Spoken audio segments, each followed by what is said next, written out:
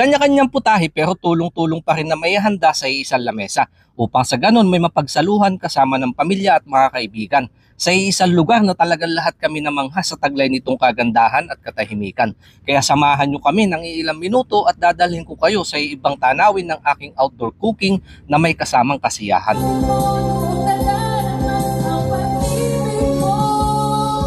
Bilang mga OFW, napakahirap talaga malayo sa mga kapamilya.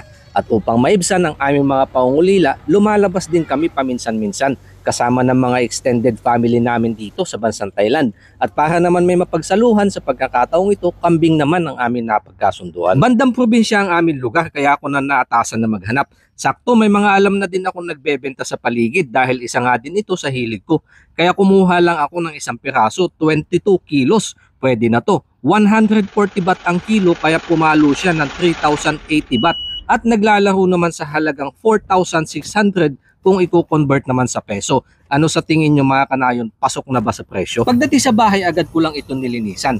Tirada solo, kaya sa halip na pakuluan ng tubig, sinilabang ko na lang mas mabilis. At para sa mga kanayon nating medyo maselan, kaya minabuti ko na lang na huwag ipakita ang buong detalye ng paglilinis. Hiniwa ko lang ito ng ayon sa bilin ng mga kasamahan nating magluluto. At dahil tinanghali na ako, kaya minabuti kong gumawa muna ng kilawin upang hindi na malipasan ng gutom, may panglaman dyan. Kambing in 4 ways. At dahil Dugon Norte ang inyong kanayon, kaya sagot ko na ang pambato ng mga taga-Norte na pinapaitan.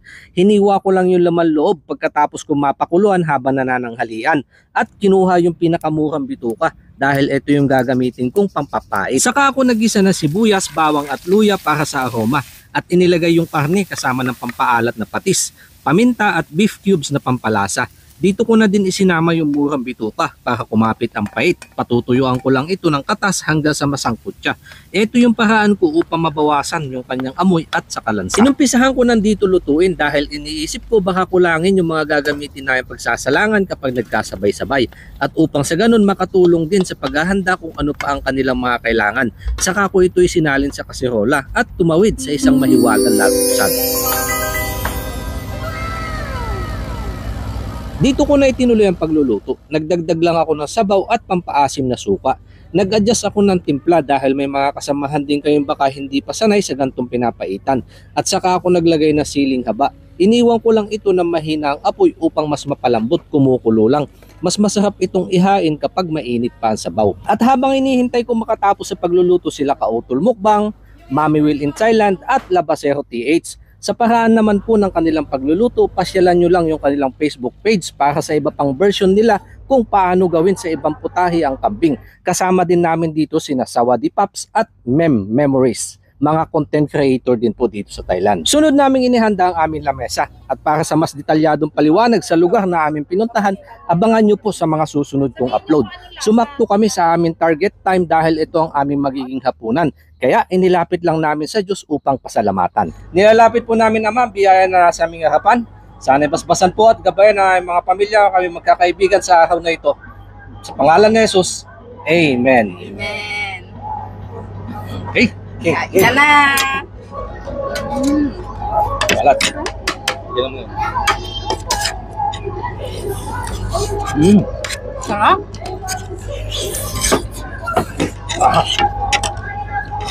Parang gusto ko magkamay ah. Lambot. Oo. Walang ipin ka naman. Thank you. Kaya, apat na ano to eh. Apat na gulong. Ito naman yung pamami. Yes. Yan. Buto ng dinosaur. Napuputol na lang. Grabe oh. Oh, paano ba ito kainin? Isang buo. Sarap. Nalo ako. Yan oh. Hindi ako. Kunin ko yung ito na sa'yo. Ay, thank you. Ito ng dinosaur na naglalagas. Nasa mo yung beer. Pag napadami pa dito, hindi ako malalakad ko mami.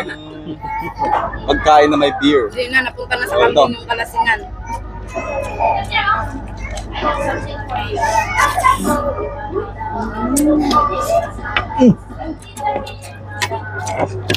Sino naglagay ng kutsara?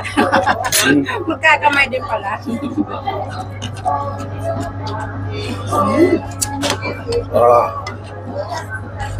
Ah.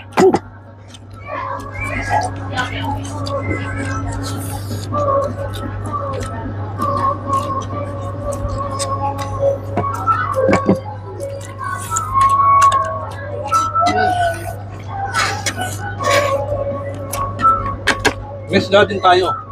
Ganun pala. Anong isda nga yan kanayon? Ayun. Sap-sap.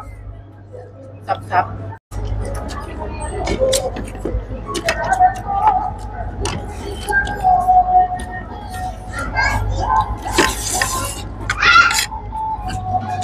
Hawakan ko na ang Sige.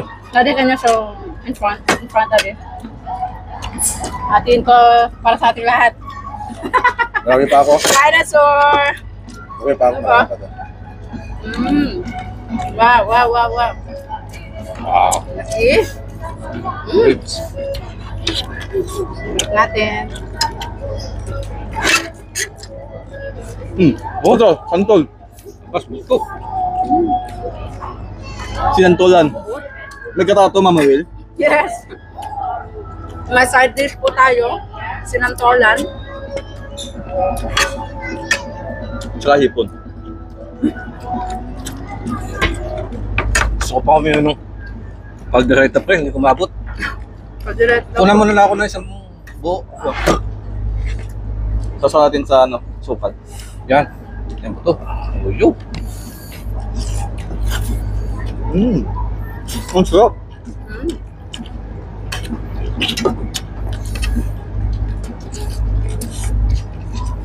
Patong pagkauta na.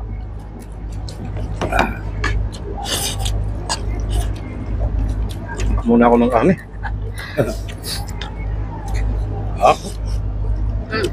Gumagalaw po kami dahil floating po ito. Ano? Gumagalaw. Mahalon dyan, no?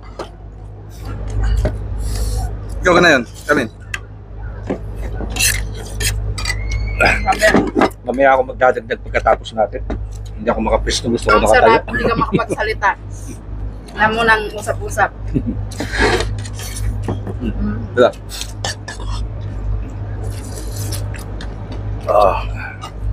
Sarap ng papaitan.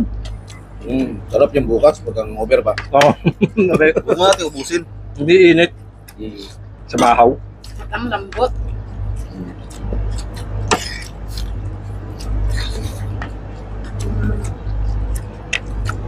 Maraming salamat po. Cheers! Walang tanog.